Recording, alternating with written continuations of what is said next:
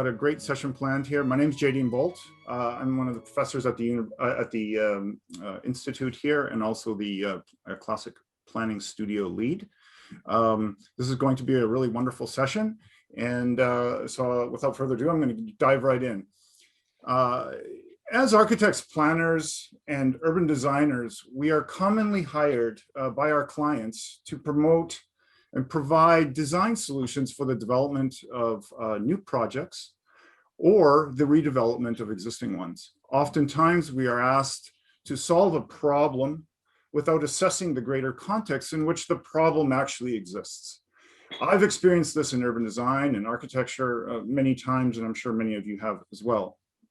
However, all too often, our clients' preconceived opinions about the problem and the solutions necessary are very narrow and further compounded by budget constraints, long timelines, and general unwillingness to solve the problem within the framework of the larger context.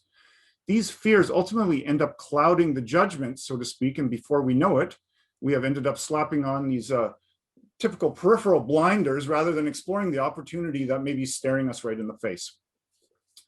However, all hope is not lost. Many of us have been successful in ripping off these blinders, assessing the site within the broader context in which it exists. We run out, we grab our pencils and we grab our sketch paper and we illustrate a counterproposal that may even include work that we weren't even initially hired to do.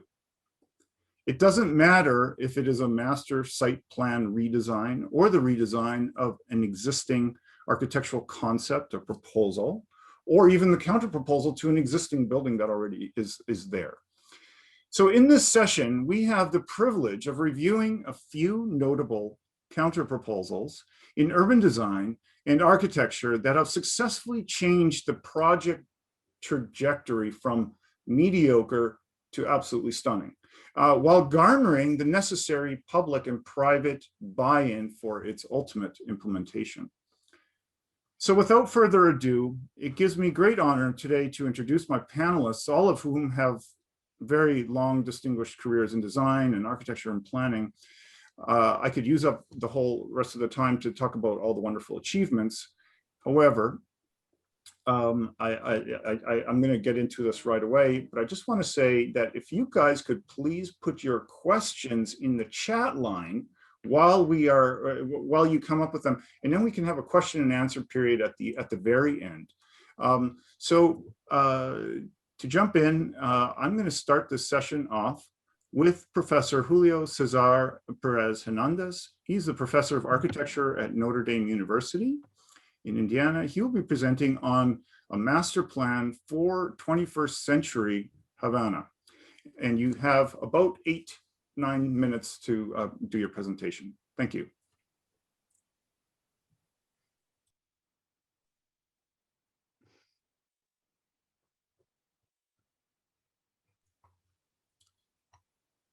Professor Hernandez, are you available? Oh, I was unmuted. Can you hear me now, please? Yes, we can hear you now. Well, good afternoon, everyone. I'm very happy and honored and humbled to be here in this session. What I want to present is the master plan for 21st century Havana that has also been the subject of several charrettes along the years since 2006. So Havana is only one of the 7 oldest cities in the whole New World. And as you know, Columbus arrived in America in 1492, but only in the 16th century, the settlements began as military outposts. And as a marine city and as the new capital, Havana hosted all the wealth that were brought from all over America. So it was immediately attacked by pirates, which led to the construction of Renaissance fortresses. Not only the Havana heritage ranges from Renaissance fortresses to Baroque churches and palaces, but also a very, very valuable urbanism, which is even more worth preserving than the whole wonderful collection of buildings authored by different people.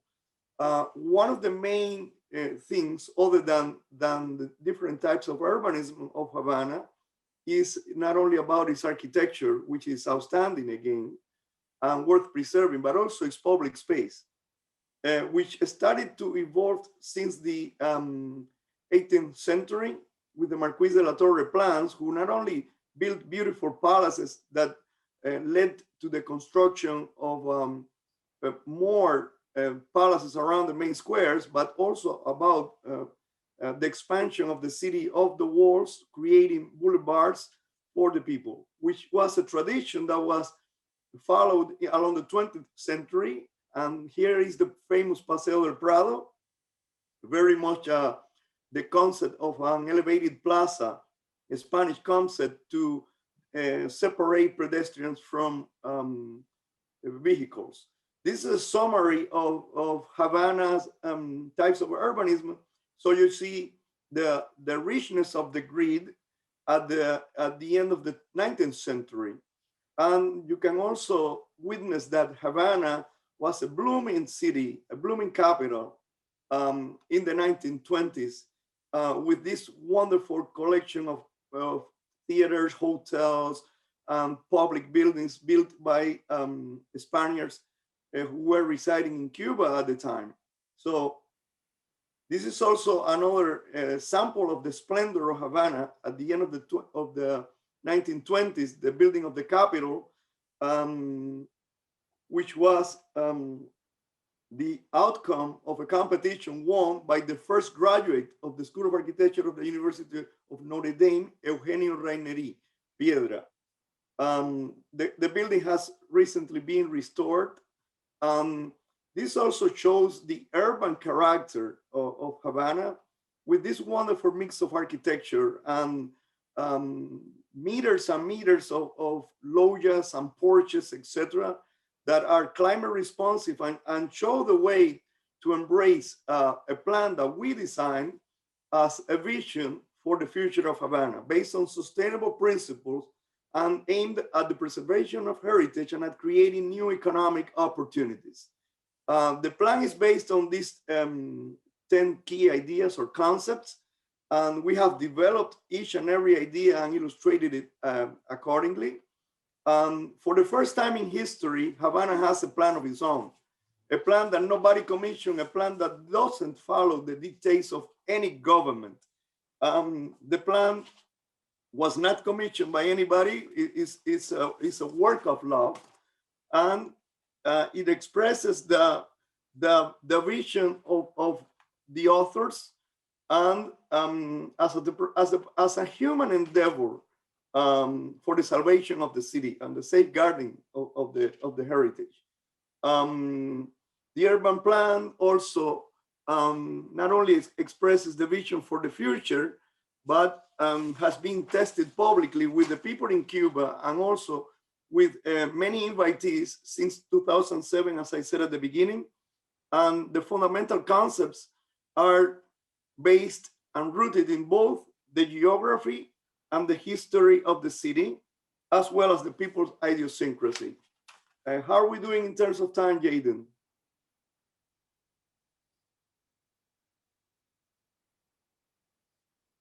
Can you hear me? So we have devised master plans for each and every. We have another 3 minutes, sorry. Okay.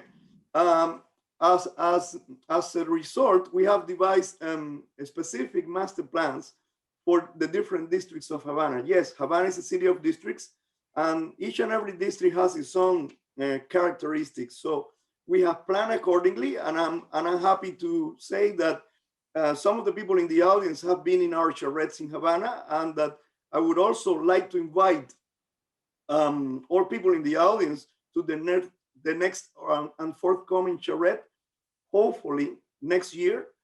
And here is a summary of the city in terms of images, showing 3 layers of history, the colonial, the 20th century, and the modern developments in the background, which summarizes the city's identity, because we believe that cultural identity is the fragrance of the earth, the myth we live on, and the layers that sustain us. Thank you very much. Thank you. I will now introduce Mr. Richard Cameron. He is the owner and architect at Atelier and Company in New York, and he will be presenting on Rethink Penn Station in New York City. Over to you. Thank you. I'm delighted to be here, and thank you to Nir. And I know what it's like to try and both put conferences together and also try and start and run an organization. So I'm hugely appreciative of this opportunity, which came to me fairly recently, and to talk about this project. I'm going to turn my video off. I presume that the share screen thing will still work if I do that, right? Just while I do the first part of this, and then I'm going to go through it relatively quickly and then pass this on, and hopefully, we can have conversation about this project. That previous presentation was, marvelous, and I've been dying to go to Havana for a long time. Maybe next time Tag 5 can be in Havana and then in Rome. All right. Can everyone see my screen? Yes, but Let's only hope your so. number. My number. 731-976. I don't know who assigned me that number, but someone did. I Screen start share, this with please. actually a grateful thanks to Catesby Lee, who foregrounded Henry Hope Reed yesterday, and he's foregrounded again in this presentation. And this is a kind of quick 3-part presentation on this project that I've been working on for, well, 3 decades now, basically. And but I would say, if you could just share your screen. yes, I thought I did. There. Are you able to see it now? Yes. Okay. So there's Henry Reed in Rome. I think probably Catesby sometime in the 1940s. I'm not sure exactly, but I would guess from the suit. 1950s. Anyway. Yeah. Yeah. So one thing that could be said of both Charles Fulham McKim and Edwin Lutyens is that there was a monumental timelessness about their greatest works. They both seem to understand that the truly great and monumental must in some way transcend the personality of the artist, architect, in order to address itself to the ages. I don't seem to be able to advance my slides, though. That's interesting. There we go. Lutyens' motto, Metiendo vivendum, by measure we live, captures this essence. We are measured in height and width and number of days, and so are our works and actions, and so we are judged. This, in the end, is the essence of aesthetics and in fact, of life. In talking about the late, great Pennsylvania station, as Lorraine Deal put it, we can measure the success and the loss of the building in many ways. Vincent Scully so aptly summed it up in one way with his famous line, "One entered the city like a god, now one scuttles in like a rat." Or Ada Louise Huxtable's summation in the New York Times from October 1963, as the great building was beginning to be torn down. We will probably be judged not by the monuments we build, but by those we've destroyed. I would add that we may possibly be redeemed by the monuments we have rebuilt. If the great culture of Japan sees fit to ritually rebuild their Shinto shrines, might we not renew ourselves with the rebuilding of one of our finest monuments, one erected to measure the greatest of human achievements and to embody time itself? A full description of the way in which McKim sought in his final serene masterpiece to measure the American achievement in art and architecture found its match in his patron for the project, Alexander Cassatt. Cassatt was an ideal leader for such an undertaking, a trained engineer who was also the brother of the painter Mary Cassatt, and who was eager to put the Pennsylvania Railroad at the forefront of technical innovation. And if you want to read the best description of that, I know it's from the Jill Jones book, Conquering Gotham, for those of you that are interested, and I'm happy to follow up with a reading list on this. I usually give presentations showing other successful contemporary efforts around the world to rebuild great ruined or destroyed buildings, like Dresden, which I'm showing now, of course, perhaps the most famous of them, the great cathedral in Moscow, which of course was blown up by Stalin and then turned into this fabulous outdoor swimming pool, and is once again looks like this. But I want to focus today on a particular drawing that I often use, and it was once very famous painting by the great English architect Charles Robert Cockerell called The Professor's Dream. And if you look at it, many of you know it, one of the early versions in the Royal Academy, he used this as a backdrop for his lectures at the Academy. You'll see it depicts many of the greatest monuments of architecture arranged on a series of terraces in a grand dialogue of design and measure, since they're depicted at the same scale with the most ancient of those monuments from Egypt, in both the foreground with the monuments of Luxor and the Valley of the Kings, and the background with the great pyramids of Giza, framing all of man's architectural achievement within the Egyptian horizon. What McKim set out to create, and in fact achieved with Penn Station in its serene and measured beauty, is in some ways a built version of this painting and a monument to time.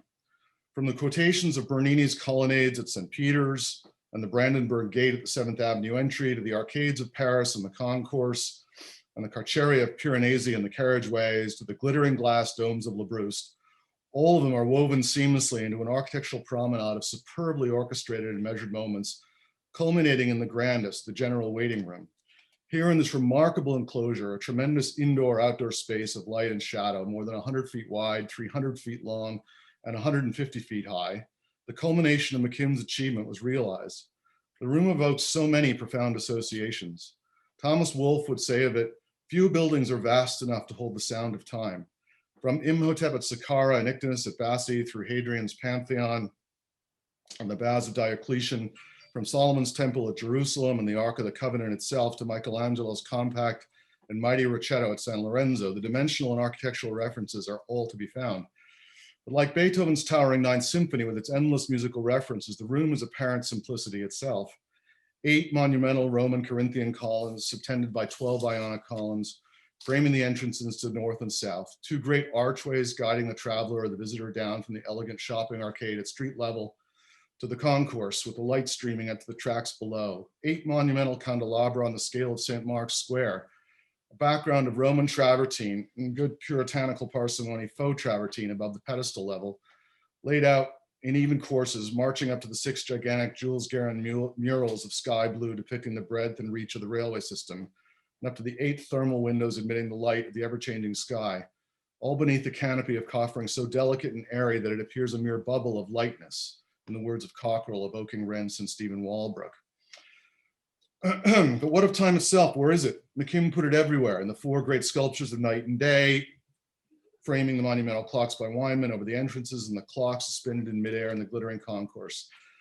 Tempus fugit and how it does. Taking flight in Weinman's 22 eagles, evoking again the Pantheon, the ascent of the soul of the Roman emperors to heaven, there to become stars. And at the apex of the composition, McKim placed a phoenix-winged hourglass over the 7th Avenue gate, awaiting the first rays of the eastern sun on Manhattanhenge, or in its older coinage, the Manhattan solstice, this year on approximately January 20th and November 30th, when the sun's first light streaming down 32nd and illuminate it. So if all that was a little too poetic, here we are in the current moment. This is, of course, what happened to the great building, prompted by the developers of New York who laid out this original plan for the city. This is the miracle that happened in New York running against it. And when people say to me, there's no way you could rebuild Penn Station, I always say that's what they used to say about Central Park. And here are just a few of the contemporary plans for the site. This is the governor's current favorite, a new entrance from 8th Avenue across from the newly opened Moynihan Station. This is Diller and Scofidio imagining a new Penn Station on the site. I always like this one because I could put it in upside down and it would look pretty much the same. This is Biggs' proposal for recladding 2 Penn Plaza, which is going on right now. This is the current plan by another architect for 2 Penn Plaza. This is what's happening to Grand Central as we speak. And Grand Central, by the way, which you all know well, could fit easily within the room, the great waiting room, at least in vertical section, as it does in this section. This was just approved by the New York City Landmarks Commission, this scheme by SOM. And they approved it on the basis that it beautifully frames the original historic structure. So if you think our monuments in New York are safe from these guys, you have another thing coming. Moynihan Station, which of course is just opened to great fanfare and the governor thinks is the answer to everything. Here it is in the renderings by SOM. Here's what it looks like. Go see it and judge for yourself. It's a start. And there's this rather interesting installation inside it of these digitally enhanced and altered photographs of the old station with various events going on in them. And this is the governor's current plan for the development on the site. And I know I'm running out of time here, so I'm going to go quickly through our counter proposal and then I'll end. That was the shadow study for it. This is the massing volume for it. You can't see Penn Station because it's in the middle of that canyon of towers. And the new Foster thing on the site of the Hotel Pennsylvania and the new Sky Ride that they're planning over this thing. So ours is both a transit proposal. It's a fundraising effort. There's the website, which I'd be happy to send to you. This is where I started with it all. These are some renderings we had made a few years ago by Jeff Steichman showing what it might look like in the contemporary city. some posters from it, more of Jeff's wonderful renderings, the carriageways. Technically, of course, we could do it cast stone, cast iron, as Robert Baird has pointed out, original plans, digitally putting it into the city as we've been doing, new urban plans, which we've worked on, a plan for the Hotel Pennsylvania, which we actually did at the request of Vornado, showing that you could in fact reuse that hotel rather brilliantly as a Parisian arcade. A new plan I did, because the question that always gets asked is, where does Madison Square Garden go? Showing Madison Square Garden on Harold and Greeley Square with a rooftop garden and a view I made of it looking south on 6th Avenue with the restored version of Stanford White's Great Tower and the Diana on the top of it facing the city. And some new digital work that we're doing, rebuilding the interiors of the station slowly but patiently, and hopefully with additional help. And that brings me to that, which for me has always been the dream. So thank you very much. And if those of you are interested, I'm happy to send you the link. This is the sort of virtual 3D of the digital model that you can spin around and will eventually allow you to walk all through the station with its modifications. And we're going to ultimately make this accessible so that people can play with this building themselves and imagine it back in the city. Thank you. Thank you so much. That is incredibly amazing looking. So thank you for sharing that. I'd like to present the next producer or presenter, Mr. Piercarlo Bontempi and Mr. Fabio Paoletti from Italy. Their presentation will be on okay, I don't know what it says, l'architettura che non se, something like that. I don't know. That was my best Italian. Over to you, Mr. Paoletti. Good evening, everybody. And I'm just to say that Piercarlo Bontempi, for unexpected personal problem, was not able to join us. And I have a small message wrote it from him for you. So I would like to read it. So Piercarlo Bontempi is saying, "Dear all, I send my best regards, and I'm very sorry that a personal problem is preventing me from participating. I believe that a comparison and an exchange of experience is always very useful and helps our difficult task. Fabio, my longtime collaborator, will present two projects that are very different from each other in terms of typology and final outcome. L'architettura che non c'è, the architecture that does not exist, summarize for now the condition of both the projects. The first one is Piazza Matteotti in Modena, in Italy.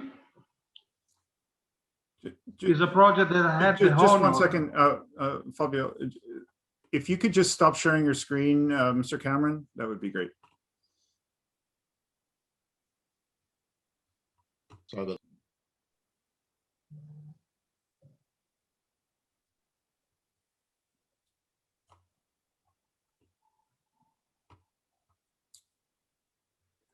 If you could just stop sharing your screen, and then Mr. Paoletti can share his screen. Thank you.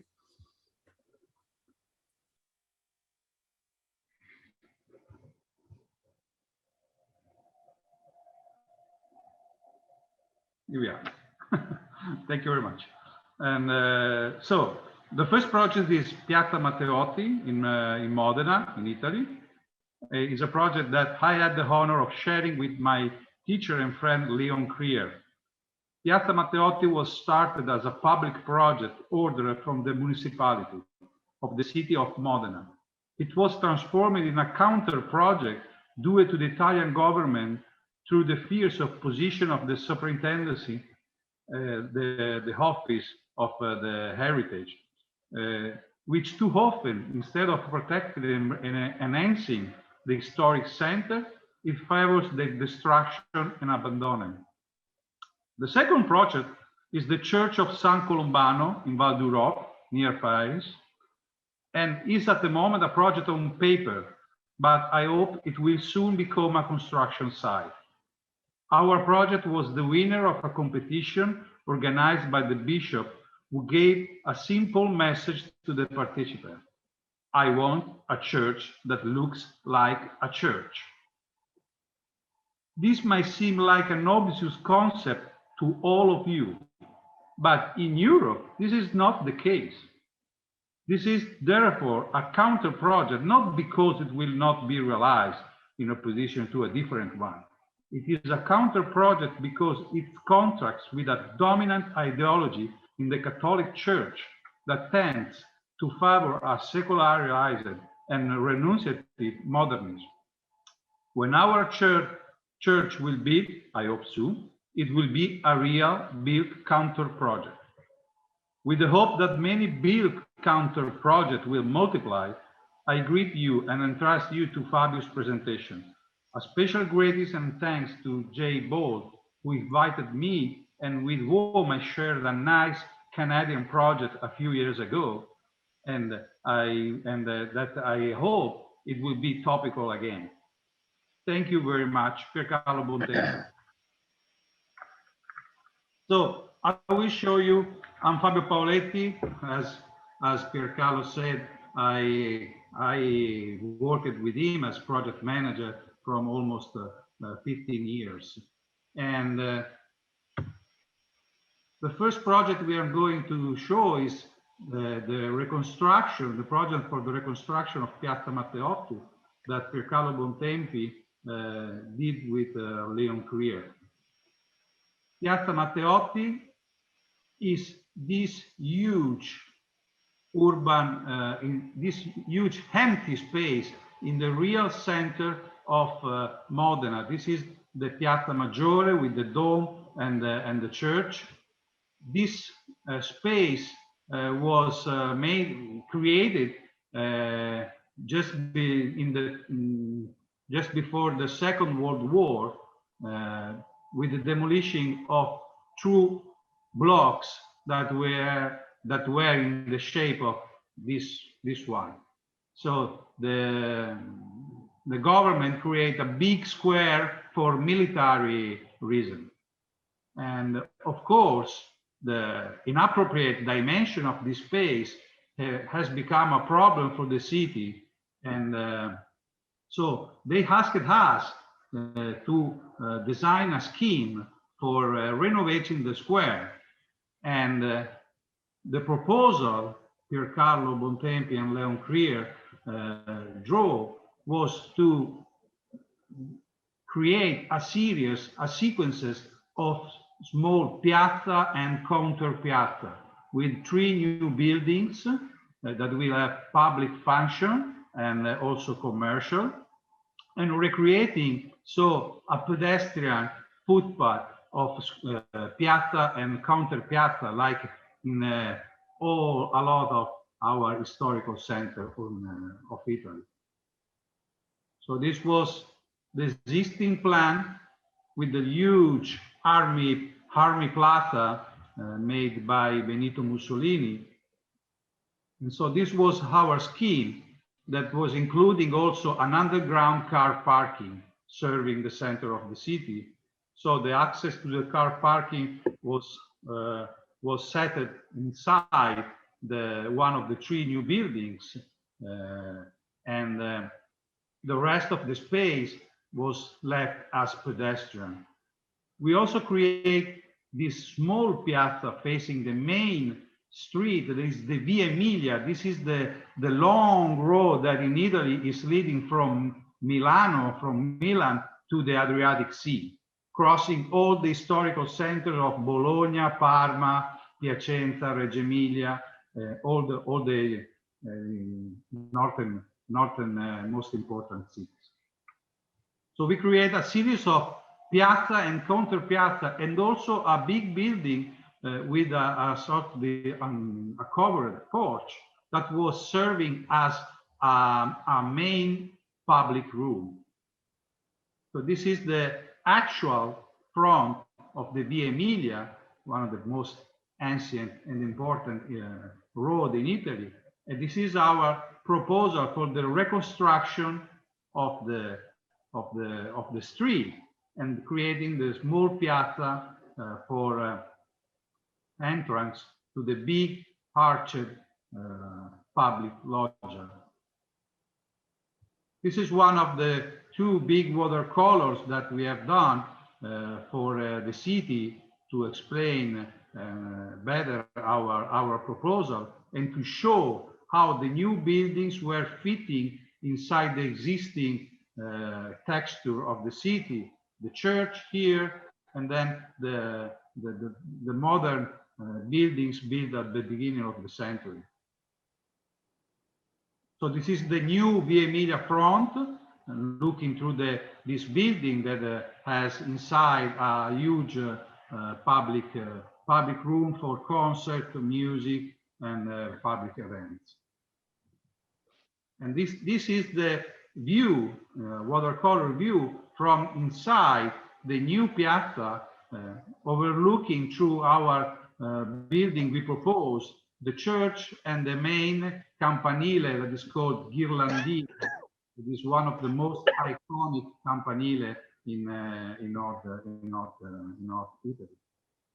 Unfortunately, the project was stopped by the Public Heritage Office because they were not allowing a new traditional architecture to be built in the center of the town. And I know that for a lot of our friends living and working in the United States, this could be sound really, really curious. And but that's the situation in Italy. So we have to deal with this problem every day. The second project that I'm going to show you is the realization of a new church complex in Valduro, near Paris. You know that Valduro is this new city that is being built by the Disney Corporation outside Paris. The project was, we were selected, we won a competition that, as Piercarlo has mentioned before, that was organized by the bishop, that was really emerging for a church that was a real church. And what I mean is that actually, I'll show you this picture. This is one of the last, the newest church that has been built in Italy from Archistar Massimiliano Fuxas here in Foligno. So this is what Piercarlo was trying to explain in his messages, is that this is the reality for the new religious construction that we have to face every day in Europe and in Italy. So the scheme that we proposed in the competition was a scheme that was having a church with the entry from the main campanile. Is a big church, is a complex with also the center for the community, the residential for the priest, of course, and then in all the block there will be also a huge new school complex. The church is serving something like a quarter of 40,000 inhabitants. So one minute warning. Thank you. A sort of small city, and the church is allowed for having 1,000 persons inside. So this is the facade made in white sandstone. The plan, the section. Oh. And a nice view of the complex that we hope we will build soon at the sunset. The church has inside also a public auditorium that could serve for special events during the religious happenings, or also could be a public auditorium for the clergy. I'm sorry for my rusted English and it's all good. It's all good. Your English is fine. It was very, very wonderful. Thank you for that great presentation. Those are excellent. Looks like some fantastic graphics and work. Amazing. I now introduce Dr. Nira Burris, and I'll just hand it over to you. For the Share screen, please. So if you could just stop sharing screen. Yep, there we go. A counter proposal. This was a genuine counter proposal. We did it some time ago, but this was actually what invented the term classic planning and started the ball rolling for the book, which without which we would not be here now. So allow me to share this with you. We have in Washington, D.C. a river, and it's a muddy river, and it's surrounded by a no man's land, and we are converting it into this according to our possible, probable, something future. I forget which one it was, but here it comes. Washington is heir to the humanistic tradition. This is the view down Wisconsin Avenue in Georgetown towards the Potomac. This is what it actually looked like.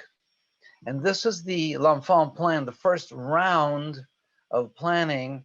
And that's what L'Enfant saw right over here in this area here when he was drawing his plan.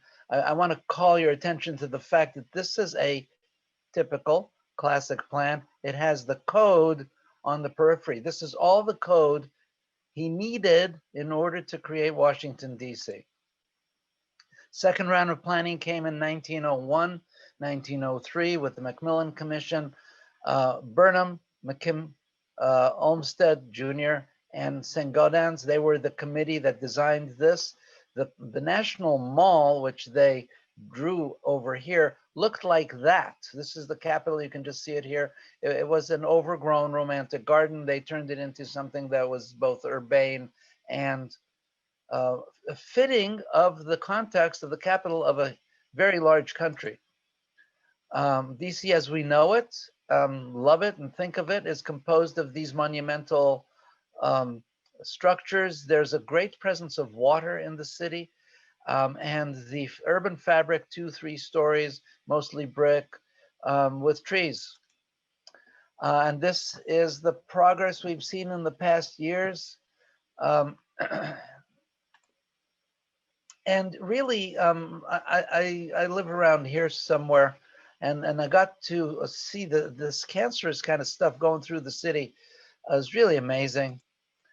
So we got together a group of people at the Commission of Fine Arts. Here's Catesby Lee. I see him back here.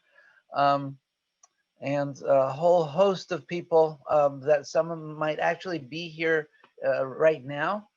And we went, we kind of walked the city and we toured it, we drove through it, the original folks that worked on this. And the understanding of this river, this Anacostia River, happened when I was actually looking at the map upside down, and I didn't realize what this was, just for a moment. And then they turned around, oh, that's the Anacostia River, and you realize it literally cuts the city into two parts. And at the time, the Anacostia neighborhood was not the best neighborhood, and there's all kinds of stuff like this, unused parks and overgrown with stuff that was going to go out. That's where the ball field is now. And there is in DC a sense of urban life, both in the large things like the Union Station, in some of the parks, Meridian Park, and some of the other, this is the George Washington Parkway that were installed by the Macmillan Commission. Burnham, this is a Burnham space. We understood the classic planning always worked, and that's how the book emerged, what, 15 years later? But this was still the start, so I'm sharing this with you. We took the 100-year perspective. We understood that the federal city was formed around the persona of George Washington based on humanistic values. The L'Enfant plan is the DNA, and the Macmillan Commission is the interpretation of our plan. It gives us a basis for interpretation, and then design would be judged on firmness, commodity, and delight.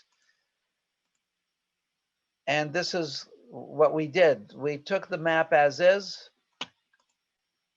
and the first thing we did was we took out the freeways and emptied out. This is all the white stuff is government land.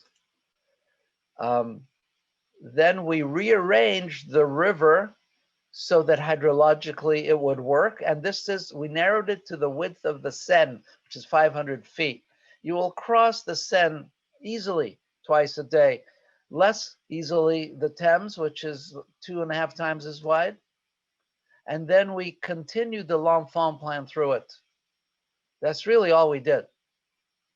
And then we threw bridges, 17 bridges, one every quarter mile, just like in Paris, which makes this, it pedestrianizes it. And then filled in the plan a little bit. Some of my colleagues are far better designers than I am, and really worked on making the fabric feel like L'Enfant had done it.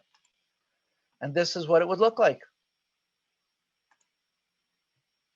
So, we compared the rivers to understand, and we really came from the Macmillan Commission. This is McKim and Burnham's writing that of what the river quays in DC would do for the city. It's an urban way to meet a river, a waterfront.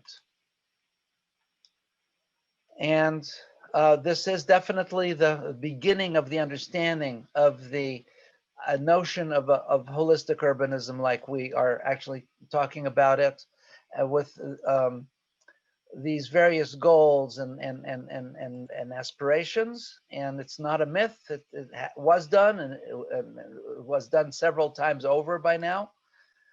And it has all these great attributes on a technical level, with 1,000-year floods and working within the landscape environment and so on. Give me a 1-minute warning, please, if I need one.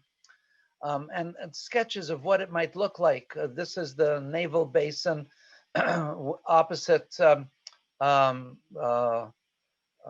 where this is where NCIS is, Navy Yard. And the idea, the great lesson from Paris, the great lesson in classic infrastructure. And by the way, classical knowledge bases are not just the orders and a little bit of urbanism.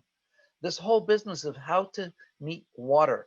Think of The Lisbon. 1-minute warning. Thank you. Think of Lisbon, think of Paris, think of Budapest to a certain degree, other places that have marvelous hardscape meeting of water, urban meeting of water. So we created here 3 options. Everything comes in 3 sizes: small, medium, and large promenades on the top of infrastructure, just like in Paris. So we have a lower key for daily life, and then the flooding can go up to here. This will take a 1,000-year flood.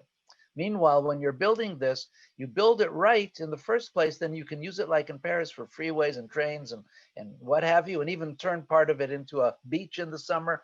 You have all those options. So within this, you have a great deal of flexibility. Build new bridges as they ought to be, with views towards islands that we proposed, and so on and so forth, and in keeping with the beautiful bridges that already exist in DC. Even to the degree and the point of starting here a dovetailing the socioeconomic notion of skilled labor, training them to work on this, and give people lots and so on and so forth, without going into any great detail. I'm almost done. So this is one of the edges, U.S. Navy Museum, which we proposed at the time. This is actually Washington Channel, which is just outside the mouth of the Potomac. But the whole notion of creating, and this has been built, but everything modernist is going to come down in the next 50, 100 years of its own weight, except for things that will be maintained at great cost. This is actually creates a podium for the Capitol as seen from the river. Thank you very, very much. Everybody who has a copy of my book, write to me. I'll send you a bookplate. contact us here. Thank you for this. And I have the intermission officially starts now. And I have I'd like to read to you Professor Robert Adams' request for contributions, call for papers to the publication contracted with Cambridge Scholars Publishing, Architecture and the People. Do I have permission to do that, Mr. Boldt? Yes, go ahead. Yeah. Architecture and the People. This is a call for papers for a book that Robert Adam is going to edit, and I urge you all to consider making contributions to it. The discussion on how architecture relates to the everyday life and aspirations of people is going to be presented in the context of a widely perceived disjunction between what architects design and what people want. With the rise of popular activism in the built environment and wider political mistrust of elites, this is a subject of particular contemporary relevance. Contributions must be original and informative. The writing style should be non-academic and directed towards the intelligent and interested general reader, as well as professionals. It will be an academic and professional resource. General readers would predominantly come from groups or individuals who have an interest in the mechanisms of change in their built surroundings and wish to influence them. Estimated length, 60,000 words plus text and references. That's hefty. Papers, approximately 15. The format is CSP standard A5. Provisional structure, introduction by the editor, political background, architectural background, planning and urban design, psychology and sociology, resume of public action on built environment, and methods for public action. The papers should be no more than 4,000 words. Integral black and white photographs, diagrams, and charts are encouraged. Send 200-word abstract with information on illustrations and short CV and relevance to subject in the structure listed above. I'm going to put the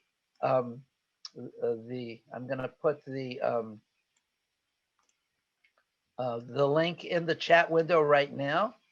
It'll take me a second. It's playing games with me because it's a live link on the text. And I'm going to click open this Cambridge Scholar thing, a window. It's opening. Here's the link in the text. Thank you very much. We want to see Professor Adam produce this book for all involved with the best of results. Here comes the Cambridge Scholar guest edited collection, Architecture and Built Environment. That's apparently what he's doing. You'll go in there. Good luck, everybody. Thank you so much. I hand you back the floor, Professor Boldt. Thank you. Thank you. Thank you, everyone, for the great presentation.